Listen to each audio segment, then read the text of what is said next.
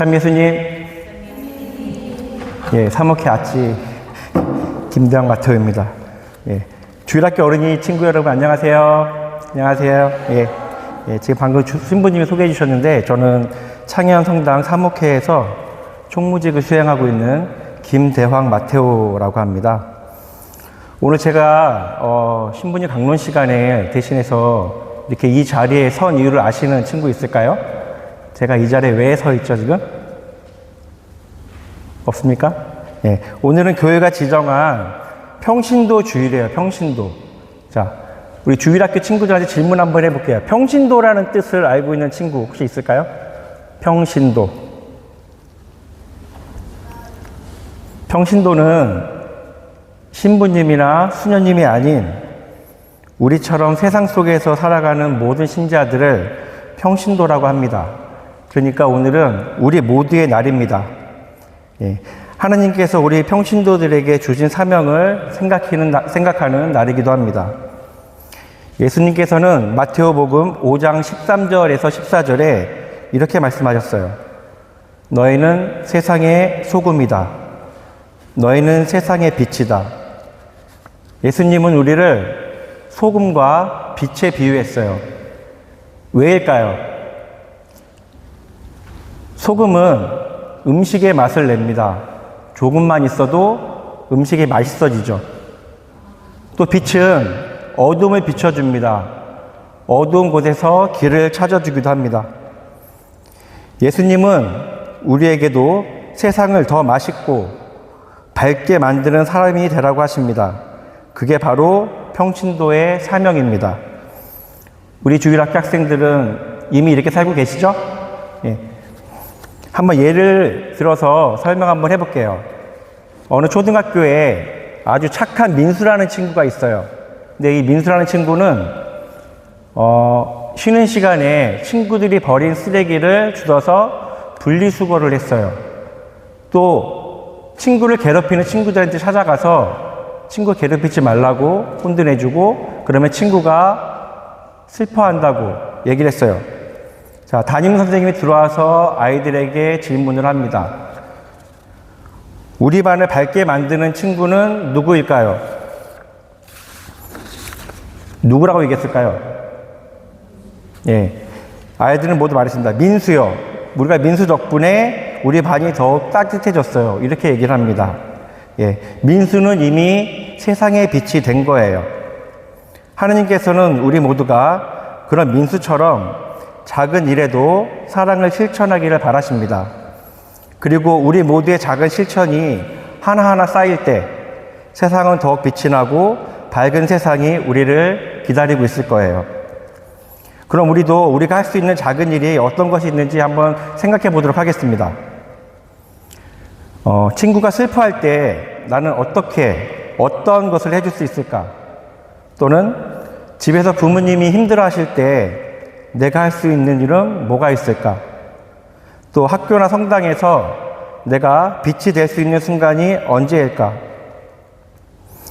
예수님은 작은 사랑도 하나님 나라를 크게 만든다라고 하셨습니다.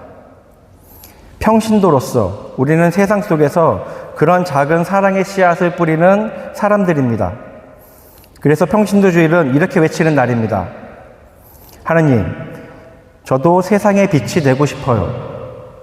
제가 있는 곳에서 예수님처럼 사랑하게 도와주세요.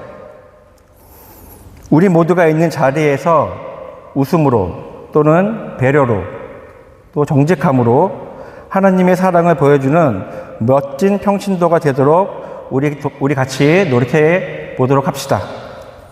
예, 제가 준비한 강론은 여기까지고요. 교문과 관련해서 짧게 말씀드리고 이 자리에 마무리할까 합니다. 예. 교회는 매년 12월에 성당 운영 계획을 세웁니다. 성당 운영은 신자들이 정성스럽게 납부해 주시는 교무금으로 운영이 됩니다.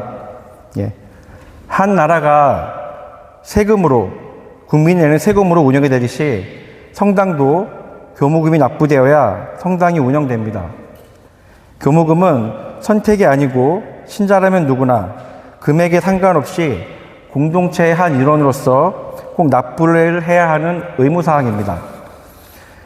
교무금의 쓰임은요, 주일학교 지원, 또 각 단체 지원금, 또 건물 시설 유지 보수 등에 쓰이기 때문에 나 하나쯤이야 괜찮겠지 하는 생각은 하지 말아 주시고요.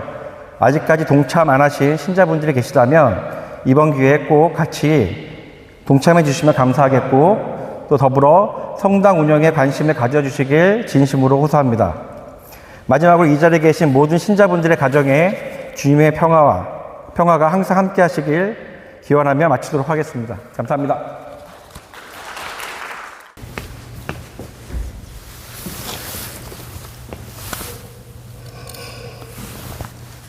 찬미 예수님, 네, 오늘 하루도 기쁘게 잘 보내고 계시지요?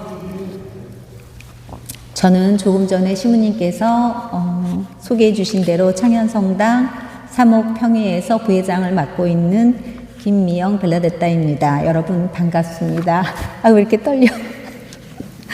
네, 요즘 성당 오시는 발걸음이 즐거우시리라고 생각됩니다.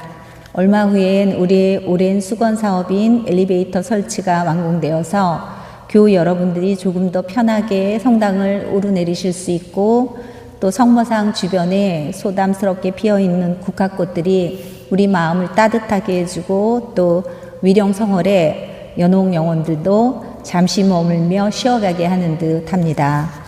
오늘은 58회째 맞이하는 평신도 주일입니다. 평신도 주일 강론을 준비하면서 그동안 제가 하느님의 자녀로 부르심을 받고 그리스도인으로 살면서 얼마나 많은 은총 속에 살고 있는지를 돌아보는 감사한 시간이었습니다. 저는 15년 동안 냉담을 하던 중에 어머니를 하늘나라로 보내드리고 나서야 긴 방황을 끝내고 다시 하느님께 돌아와 하느님 사랑에 대한 열정으로 30대 때부터 열심히 성당의 여러 단체에서 봉사를 하게 되었습니다. 기쁘게 신앙생활을 하던 중에 아버지와 같이 44세에 하늘나라로 불러가신 남동생, 또 어머니와 같이 61세에 불러가신 작은 언니, 사랑하는 저희 가족들을 차례로 보내고 그 상처로 인해 생긴 저의 난소암 수술과 6번의 항암 치료, 그리고 제 자녀에게 닥친 힘겨운 일 등 크고 작은 많은 아픔들을 겪으며 평범하지 않은 제 삶의 굴곡 속에서 하느님께서는 선한 이웃들을 통해 늘 제 고통과 아픔에 위로와 희망을 주셨습니다. 그 하느님은 우리 모두의 하느님이시며 그분께 우리는 모두 귀한 존재들입니다. 교우 여러분, 얼마 전 우리 성당에서 열린 힐링 음악회에서 따뜻하게 우리 마음에 울려 퍼진 김정식 로제님의 사랑의 성가처럼 주임 신부님이 손수 키우시고 덮으셔서 함께 나눠 마신 수국차의 맑고 은은한 향기처럼 우리에게 여러 가지 방식으로 다가오시고 손 내밀어 잡아주시는 하느님의 사랑을 기억하시며 어려운 시기에 힘내시고 올겨울 추위도 잘 이겨내시면 좋겠습니다. 그리고 우리보다 조금 더 아프고 조금 더 어려운 이웃들에게 관심과 나눔으로 그리고 이해와 공감으로 하느님 사랑을 전하실 수 있으면 좋겠습니다. 바쁜 일상 속에서 무심히 길을 걷다가도 떨어진 휴지 한 조각 줍는 것, 우리의 아이들이 살아갈 내일을 위해 일회용품 사용을 자제하고 전기와 물 모든 물건들을 아껴 쓰는 것, 하느님께서 만드신 세상 모든 만물을 살피고 돌보는 것, 우리의 탐욕과 이기심으로 망가뜨린 자연을 회복하기 위해 노력하는 것, 모르는 그 누군가를 위해 기도하는 것 등 우리가 할 수 있는 작은 것들로 하느님을 기쁘시게 해드리며 하느님께서 우리에게 허락하신 하루하루의 삶을 소중하게 살아가시면 좋겠습니다. 더불어 신자로서의 의무이자 권리인 정성어린 교무금 납부는 교회가 교회로서 존재하고 가치 있는 역할 수행을 위해 반드시 필요한 것이기에 교우 여러분들의 적극적인 동참이 필요합니다. 우리가 모인 교회 공동체가 세상의 논리와 다르게 약자에게는 한없이 너그러울 수 있도록, 그래서 세상을 아름답게 밝히는 작은 등불로 남아있기를 소망하며 오늘 부족한 제 말씀 경청해 주신 교우 여러분들께 감사드립니다. 이 평신도 주일 강론을 하도록 허락해 주신 주임 신부님께 그리고 하느님 아버지께 감사드립니다. 한절기에 감기 조심하시고 행복하세요. 감사합니다. 안녕하세요. 정선미 미카엘라입니다. 평신도 주일을 맞아 강론을 부탁받고 사실 전 전직 가이드로서 이렇게 마이크 잡는 게 좀 익숙한 편이어서 이해하겠습니다 했습니다. 근데 저 지금 많이 떨려요. 뭐 영 안 되면 그대로 읽어야죠 뭐. 이왕 올라온 거 심오한 영성이나 성경 구절과 또 임팩트 있는 해설 같은 거 이런 거 하고 싶은데 그거는 다음에 하고요. 오늘은 제가 좋아하는 주기도문을 독후감 쓰듯이 지극히 개인적인 생각을 말해보려 합니다. 아마 성모성 다음으로 가장 많이 하는 기도문일 거예요. 전 주기도문을 정말 좋아합니다.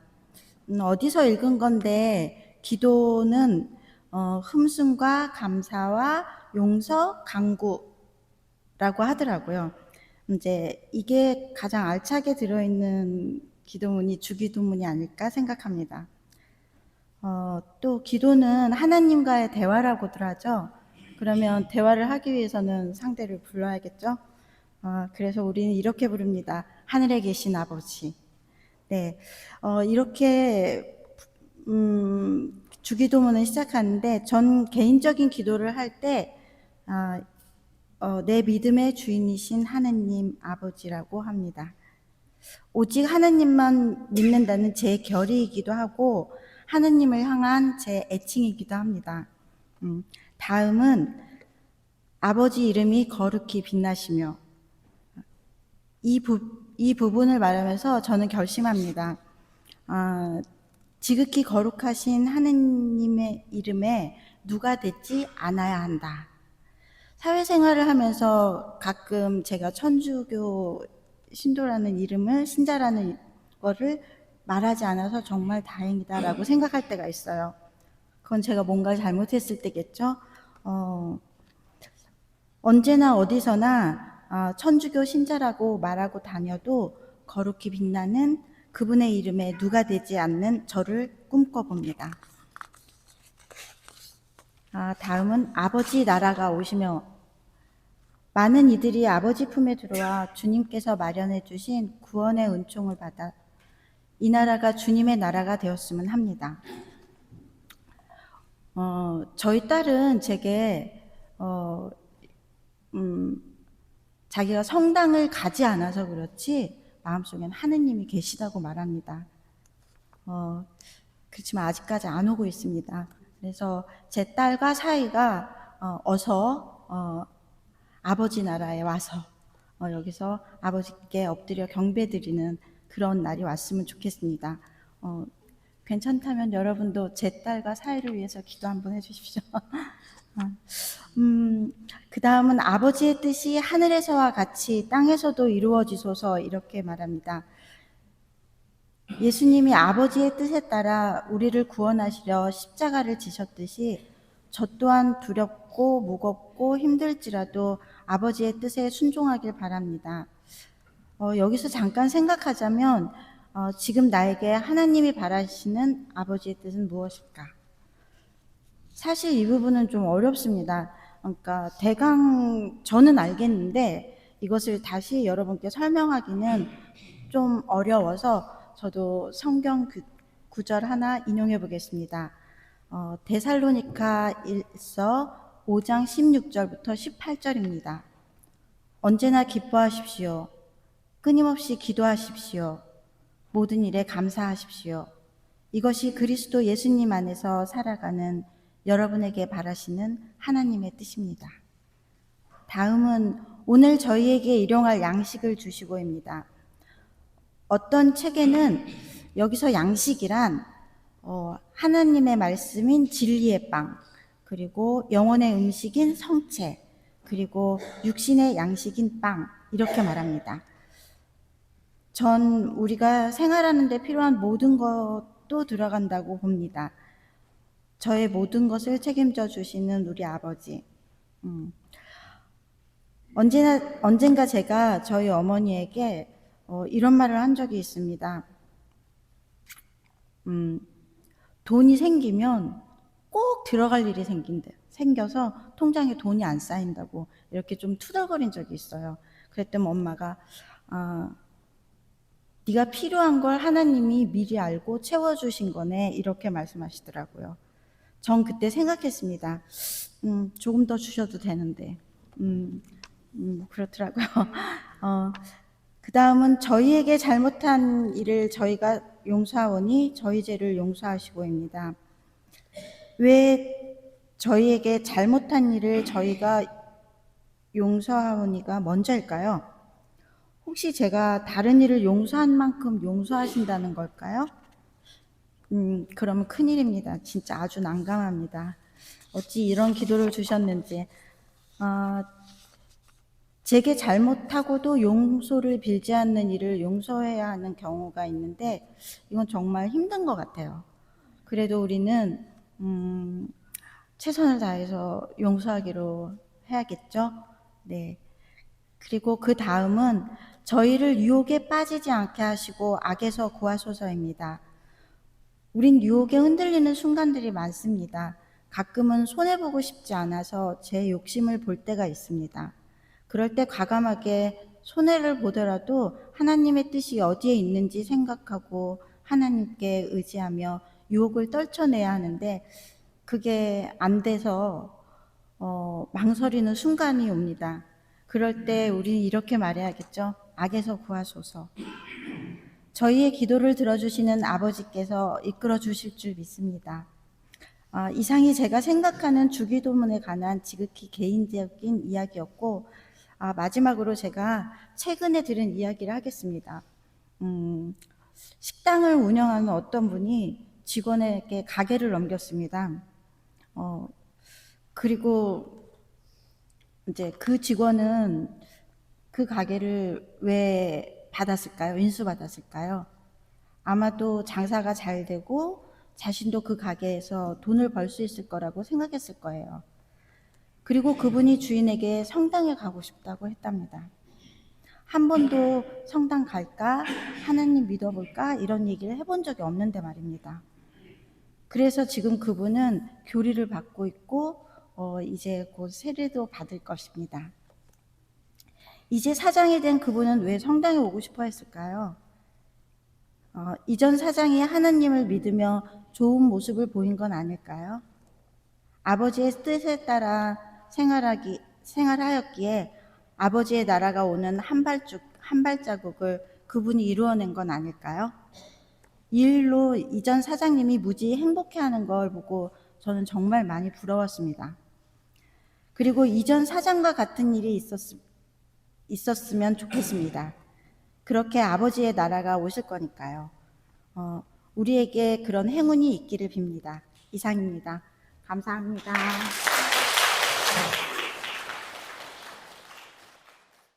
찬미 예수님, 이 찬미 예수님 하는 인사는 우리 성전 좌우에 우리가 늘상 보는 우리 신앙의 선조들이 나누셨던 인사라고 하죠. 우리 평신도들의 언어입니다. 제가 좀 소리 들리시나요? 잘 들리세요? 이 목소리가 아니라 콩쾅콩쾅 하는 소리 안 들리세요?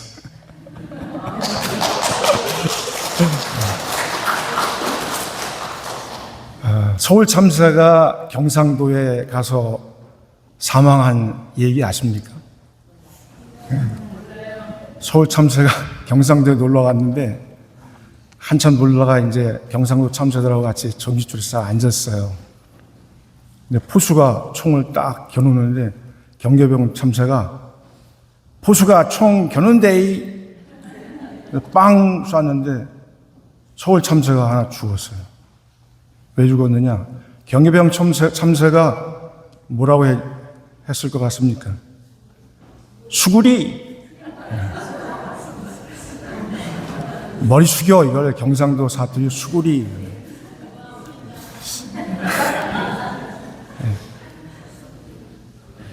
그리고는 또 상황이 전개됐어요. 아, 수구리, 이거 피하면 되는구나. 또 포수가 총 겨눈데이, 그러니까 서울 참새들이 그 소리 기다리는 거예요. 근데 총소리가 빵 났는데 또 죽었어요. 서울 참새들이 수구리라고 해. 수구리 나와야 돼 했는데 아까 벤치로 이래버린 거예요. 참 말이 그렇죠? 말이 참 중요합니다. 제가 왜 여러분들 웃기려고 뭐 한 게 아니라 저도 좀 긴장도 좀 풀고 우리가 뭘로 신앙생활 하나. 그러니까 바로 사도께서 그렇게 말씀하셨더라고요. 믿음은 들음에서 오고 그 들음은 그리스도의 말씀으로 이루어졌다라고. 제가 어릴 때부터 어떤 언어를 배웠나. 어제 한 목주기도 20단 바치면서 예수님께 같이 좀 걸어주시죠. 예수님의 현존을 느끼려고 하면서 내가 어떤 언어를 배우면서 살았나. 저도 초등학교 4학년 때부터 중학교 한 2학년 때까지 이제 복사를 하고, 그다음부터 이제 복사를 내놓게 되면, 전례 가르쳐 주고 하는 일을 하게 됐거든요. 근데 복사를 내려놓고 나니까 복사하고 접점이 없는 거예요. 그래서 방학이 시작되면 9일 기도를 시작했어요. 여름방학은 한 9일 기도 3번, 월화수목금토 월화수. 그러면 한 3번 정도 하면 지나가더라고요. 겨울방학은 그보다 좀 많아지고. 지금은 수도자로 살고 있는 쌍둥이 여동생들이 어느 날 어디 가느냐고 해서 미사 보러 가는데 따라 나서더라고요. 세월이 한참 흐른 다음에 수도자가 돼서는 그때의 기억을 얘기하더라고요. 뭘 그렇게 기도했냐고. 제 아버님도 제가 고등학교 졸업해서 대학 갈 때쯤 됐을 때 방학이면 그렇게 기도하니까 뭘 기도하느냐 물으시더라고요. 사실 복사를 시작할 때부터 제가 한 30대 초반 될 때까지 굉장히 어려운 시간을 보냈습니다. 집안이 다 가세가 기울어서 이루 말로 표현할 수 없는 아주 참담한 어둠 속을 걸은 그런 세월을 보냈어요. 아까 시모님께서 여러분들께 이렇게 말씀드린 것처럼 저희 아버님은 호적에 이름조차 세례명으로 갖다 팍 박아놓으셨어요. 왜 그랬었습니까? 세상으로부터 자유롭지 말라고. 이 말이 됩니까? 세상으로부터 자유롭지 말라고. 그래 놓고는 저희들을 신부님을 모셔다가 예수 성심 봉헌 기도를 하면서 너희들은 다 하느님의 자녀로 봉헌한다. 이렇게. 그래서 어릴 때부터 나는 하느님의 사람이구나. 그렇게 자랐습니다. 그렇게 어려운 시간을 겪고 사회생활을 할 때도 제가 신자가 아닌 이들 앞에서 가장 많이 했던 얘기 중에 하나가 나는 하느님의 사람입니다라고 했어요. 제가 사제나 수도자가 아님에도 불구하고. 근데 그 말들이 저를 지켜주더라고요. 그 어려움과 고통 속에서 하느님의 언어를 제가 아버지가 주어주신 이름 속에서부터 갖게 됐던 거예요. 근데 그게 대물림이 되더라고요. 아이들을 데리고 여행을 갈 때도 항상 거기 미사 시간이 언제인지부터 파악하게 하고 선택하게 하는 거예요. 특전 미사 볼래? 새벽 미사 볼래? 저희 아이들 외갓집은 불교 신자인데 한번 우리 아이들이 한 3, 4살, 2살 터울이라 4살, 6살 그때쯤 저 강원도 고성으로 장인 장모를 모시고 여행을 갔어요. 가장 가까운 성당이 속초의 교동성당이더라고요. 차로 달려도 한 40분 이상 걸려요. 그 다음날 새벽에 아이들을 깨우고 저희 아내가 딸아이의 머리를 이렇게 곱게 따주는데 장인께서 아니 여기는 놀러 왔는데 오늘 좀 빠지면 안 돼. 근데 제 딸아이가 눈도 뜨지 못한 그 얼굴로 밥은 굶어도 미사는 가야 돼. 저는 아무렇지도 않게 그냥 이렇게 들었어요. 그래놓고 미사 보는 내내 끄떡끄떡 졸고 있는 딸아이를 참 꼭 안아줬습니다. 그러면서 저도 모르게 하느님의 천사요 이렇게 했어요. 그들도 그 언어를 배웠더라고요. 요 아래 콘센트에 우리 성당 있을 때 아이들이 은총시장이라는 걸 해요. 주일학교 이렇게 나오면 표를 줘서 은총시장을 하는데 그 표를 모으면 이제 은총시장 할 때 뭐 선물 진열해놓고 그 표로 교환을 합니다. 저희 아들 녀석이 그때 유치부에 있을 때인데 자 애들 스타트 라인에 딱 세워놓고 은총시장 시작! 막 뛰어가서 막 다 집어가는 거예요. 안 뛰어가고 이러고 서 있더라고요. 저는 빨리 뛰어가 집어! 고개를 잘라잘라 흔드는 거예요. 애들이 다 쓸고 지나간 다음에 터덜터덜 가서 뭘 담아나 봤어요. 그만한 접시에 꿀떡 6개. 한쪽에 잊어버리지다. 열쇠고리 2개. 아니, 빨리 가서 해야 좋은 거 같잖아. 그랬더니, 제가 그 말 듣고, 내가 가서 가져가면 딴 아이가 못 가져가잖아. 열쇠고리 2개 갖고 왔어. 하나는 동생 거.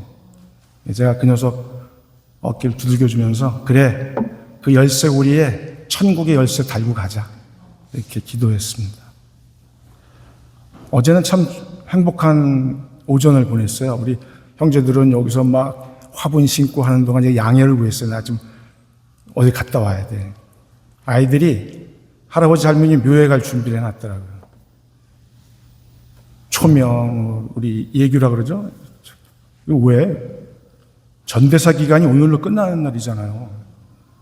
예, 유령성을 1일부터 8일까지가 전대사 그 기간 동안 묘지를 지극정성으로 참배하고 그리고 고해성사를 보고 성체성사를 하면 우리가 얘기하는 정화교회 연옥이라고 그러죠. 연옥에 있는 영혼에게 전해줄 전대사를 갖게 된다는 게 우리 교회의 가르침입니다. 제가 아무 말 안 하고 속으로 혼자 고맙다 그러고 갔어요. 그 언어를 갖고 있구나. 가서 긴 연도를 바치고 주날개 및 3절까지 크게 부르면서 내려오는데 너무 행복하더라고요. 이런 교회의 가르침을 실천한다니. 오늘 제2 독서에 보니까 우리가 하느님의 성전이라고 고린도전서에 되어 있습니다. 우리 전체가 하느님의 성전이다. 우리를 정화시켜 주시는 분. 복음에서는 예수님께서 성전을 정화하시더라고요. 우리를 정화시킨다는 의미로 제가 새겨듣습니다. 제가 좀 듣기 어쩌실지 모르겠지만 한국 천주교회를 참 사랑합니다. 평신도의 교회였거든요, 원래. 전 세계에서 유일하게 선교사가 쥐어진 신앙이 아니라 우리는 스스로 깨우친 이 성인들이 평신도의 교회에서 출발했어요. 그리고 우리 평신도의 이 중요성을 우리 교회가 비로소 강조해 준 건 제2차 바티칸 공의회를 열어주신 교황 요한 23세께서 펼쳐주셨습니다. 그게 끝난 1968년도에 비로소 한국 천주교회가 오늘 우리가 지내는 평신도의 날을 만들어주셨어요. 근데 우리 모두가 평신도입니다. 여기 우리 멋진 제 입고 계신 신부님도 평신도에서 출발하셨어요. 우리가 서로 보완하는 관계입니다. 평신도가 그저 이게 어떤 성직자나 수도자들의 또 지시를만 이렇게 기다리는 게 아니라 같이 협조자로서 살아가는 거예요. 저는 개인적으로 가장 잘 사는 평신도는 사제나 수도자들이 평신도에서 출발했음을 잊지 않게 해주는 평신도, 그게 가장 잘 사는 평신도라고 생각합니다. 선을 넘지 않는 범위 내에서. 그리고 가장 잘 사는 사제나 수도자는 내가 평신도에서 출발했음을 잊지 않고 사는 겁니다. 왜? 한 직분에 오래 살다 보면 내가 원래 처음부터 여기에 있었는지 알아요. 잊어버리게 돼요. 그리고 또 우리 평신도들이 그 사제 직무와 수도직의 그 고결함 때문에 대우를 해드리는 거예요. 그거를 잘 건사해야 됩니다. 그런 의미에서 제2차 바티칸 공예의 문헌에 보면 사제직을 주었어요. 세례 성사로 태어난 모든 이들, 우리 다 하느님의 백성이라고 문헌에 명시해 놨습니다. 하느님의 백성. 하느님의 백성이 되는 첫째 조건은 세례 성사예요. 근데 거기에서 따로 성품 성사로 수품된 이들, 사제직을 얘기하죠. 그냥 수도자들.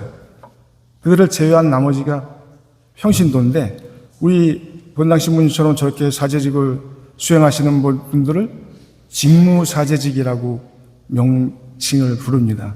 그럼 우리 평신도의 사제직은 뭐라고 하는지 아세요? 가톨릭의 어원처럼 보편타당하다는 말처럼 보편사제직이라고 합니다. 이 보편사제직은 그리스도의 그 사제직을 저희에게 부여해 주셨습니다. 그리스도의 사제직은 이렇게 사제직, 그리고 예언자직, 그리고 왕직, 세 가지의 임무를 수행합니다.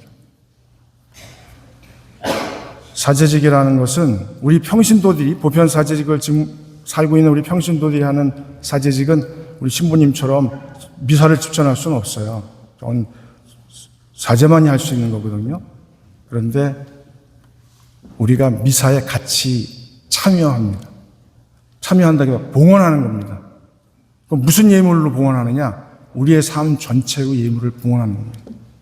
물론 헌금하고 교무금 내고 이것도 봉헌이 그 일부입니다. 예언자직은 우리 예언자들처럼 뭘 예언하는 게 아니에요. 처녀가 아들을 임신해서 하면 임마누엘이라고 해, 이런 예언이 아니라 예수님의 말씀, 복음의 말씀, 성경의 말씀대로 그 말씀 갖고 이 세상을 살아가는 겁니다. 우리는 세상을 살고 있잖아요. 세속 속에서.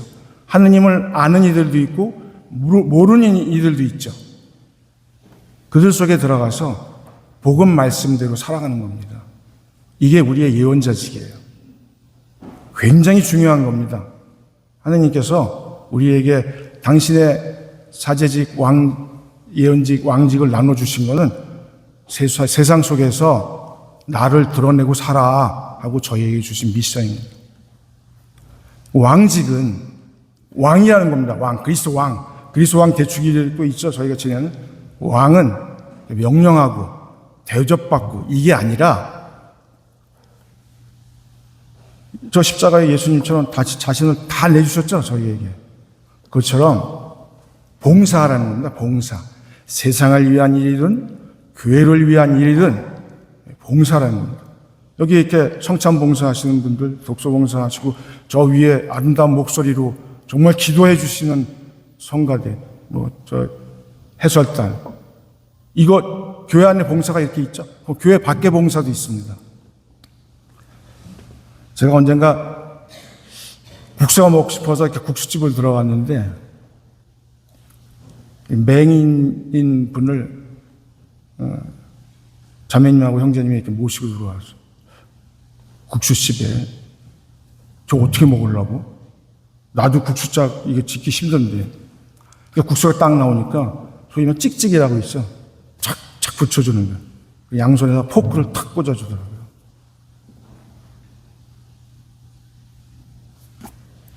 맛있네. 국물도 마시고. 제가 그거 먹는 모습을 보면서 제 손을 이렇게 내려다보게 되더라고요. 하느님 감사합니다. 근데 그냥 순간 부끄러워졌어요. 저희는 저 몸을 하고도 내가 저 몸을 통해서 당신을 바라보게 해주네요. 나는 과연 이 세상을 살면서 내 삶 속에 내 삶을 통해서 당신을 드러내고 있나요? 그다음부터 이놈 국수가 코로 들어가는지 입으로 들어가는지 모르겠더라고요. 너무 부끄럽더라고요. 근데 제가 이렇게 학창시절에 미사를 끝내고 이렇게 다니면 아버지가 물으시더라고요. 어느 날 뭘 그렇게 기도해? 대답을 못했어요. 그 어려움, 참담함.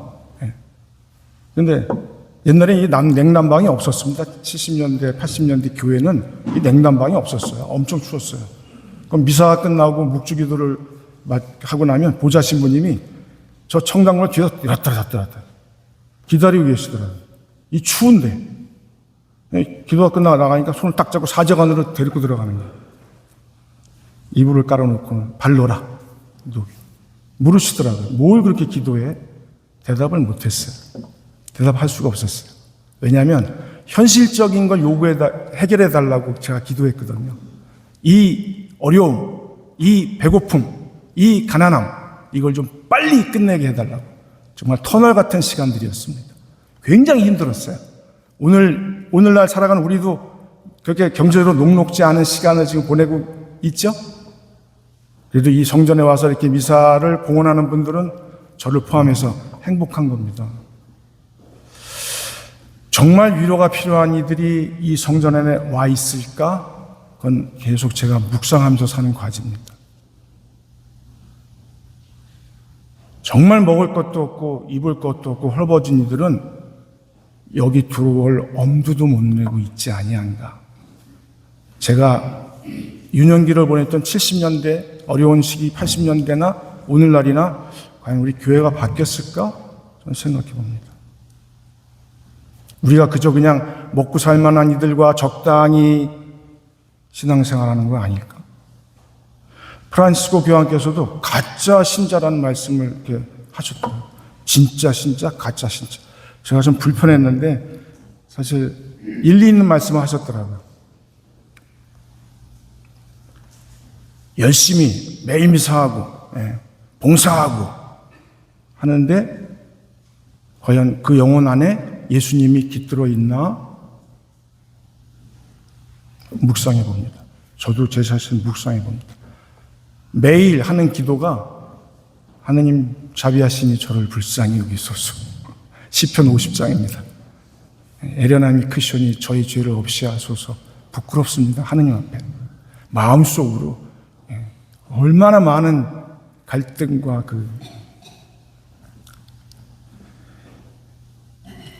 우리 시부님들이 사지수품 받을 때 소품 성구를 갖고 살죠. 불가에 있는 선생들은 화두를 갖고 삽니다. 화두. 그 말씀을 쥐고 평생 돌을 닦는 거죠, 그들은.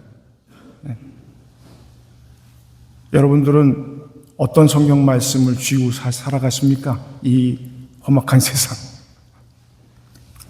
제가 성경 속 삶의 말씀을 못 쥐고 있었어요. 못 쥐고 있었는데 항암을 하는 중에 번개처럼 두들겨 맞으면서 성경 말씀을 손에 쥐었습니다. 시편 23장이었어요. 주님은 나의 목자 아쉬울 것 없어라. 근데 그걸 왜 내가 쥐게 됐나를 봤더니 제가 이렇게 세상에서 살았더라고요. 너무나 어려워서 학벌도 별변치 않았어요. 제가 대학을 졸업한 게 직장 생활하면서 야간대학 졸업했습니다. 아직도 학적이 살아있어요. 동창생이 교수로 있는 대학에서 해마다 요맘때 지나면 복학하세요 통지가 옵니다. 뭘 쥐고 살 수가 없었어요. 네, 그때 잡았던 게 하나님이었습니다. 세상 그 어떤 가치보다도 당당하고 용기를 주셨어요. 복음 말씀 속을 쭉 읽어보니까 그분은 나에게 두려워하지 마 이렇게 말씀하시더라고요. 두려워하지 마. 거칠게 사는 저에게 야, 너 멍해가 힘드냐? 나에게 와. 내 멍에를 메고 나에게서 배워. 내 멍에는 편하고 내 짐은 가볍다. 그거 깨닫는데 한참 걸리더라고요. 그러면서 예수님은 저에게 자신의 인성을 드러내 보셨어요. 나는 겸손하고 온유하다. 제가 참새 얘기를 왜 했냐면 누군가는 누군가의 말 때문에 목숨을 잃는 경우도 있습니다. 우리 공동체 안에도 마찬가지예요. 많은 말들이.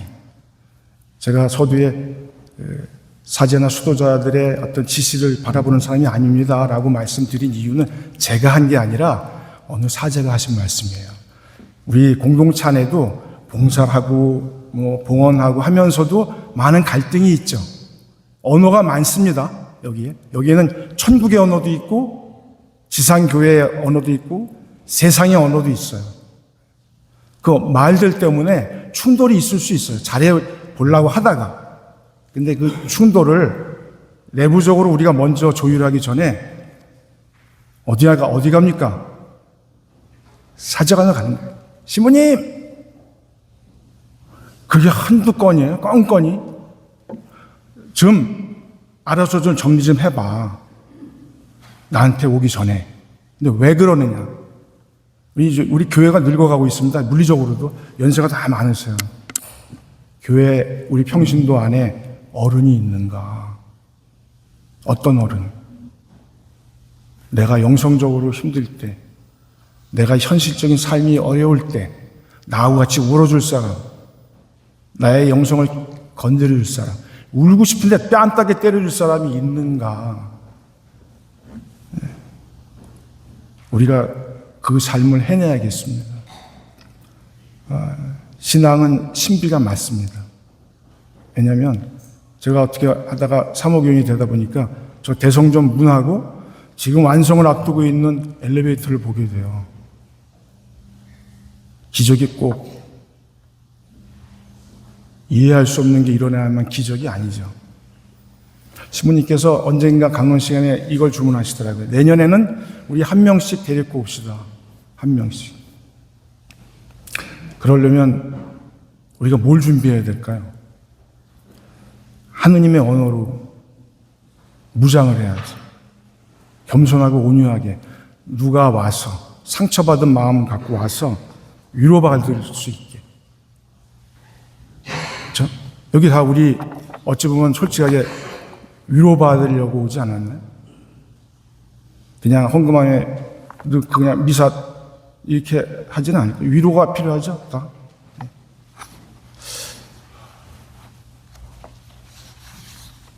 이 세상 살아간다는 거 참 녹록지 않습니다. 근데 제가 아이들에게 내가 세상 사는 모습은 어때? 하고 자녀들에게 물어봤어요. 이미 제 나이쯤 되면 다 리타이어 한 나이에 다 은퇴하고 한 60 넘어서서 이제 이렇게 60세쯤 되니까 이순을 지나니까 친구들 만나기도 녹록지 않더라고요. 너무 길게 하는 줄.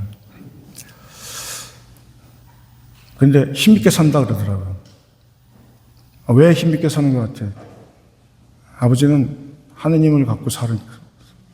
저도 아이들에게 이 세상 부귀 영화보다 먼저 가져야 될 건 하느님을 가지라고 권합니다. 과연 시대가 살아보니까 학벌도 학위도 그리고 죽음을 지켜보니까 부귀 영화도 다 소용없더라고요. 가장 센 사람은 누구냐? 대대려사의 기도처럼 하느님을 가진 사람입니다. 저는 세상이 두렵지 않았다고 할 수는 없지만 이제 더 두렵지 않다라고 자신 있게 말할 수 있는 건 제가 하느님을 가졌다는 겁니다. 강론을 어떻게 해야 되나? 근데 마음속에서 네 얘기해. 예수님께서 네가 갖고 있는 거 그걸로 얘기해. 너 뭐 갖고 있냐? 네가 내세울 게 뭐야? 학벌이야? 사회적인 지위야? 뭘로 세상 사람들 앞에서 네가 이렇게 뻣뻣하고 단단하게 살 수 있었는데? 하느님. 우리 여러 가지 어려움이 많습니다. 많은데 그런 고통들 다 내려놓으세요. 그 자리는 예수님이 이 세상이 주는 평화와는 차원이 다른, 정말 차원이 다른 유일한 평화, 그 평화로 채워주실 겁니다. 그것도 부족하면 예수님의 말씀을 기억하세요. 이렇게 고민하는 우리에게 딱 한 말씀 하시죠. 너희는 먼저 하느님의 나라와 그분의 의로움을 배워. 그러면 너희가 원하는 그 모든 거 얹어서 주실 거야. 저도 평신도로서, 같은 평신도로서 제 주보 성인이신 모세가 썼다고 전해지는 민수기의 말씀으로 여러분을 축복하겠습니다. 주님께서 그대에게 복을 내리시고 그대를 축복하시리라. 지켜주시리라. 평화를 빕니다. 감사합니다.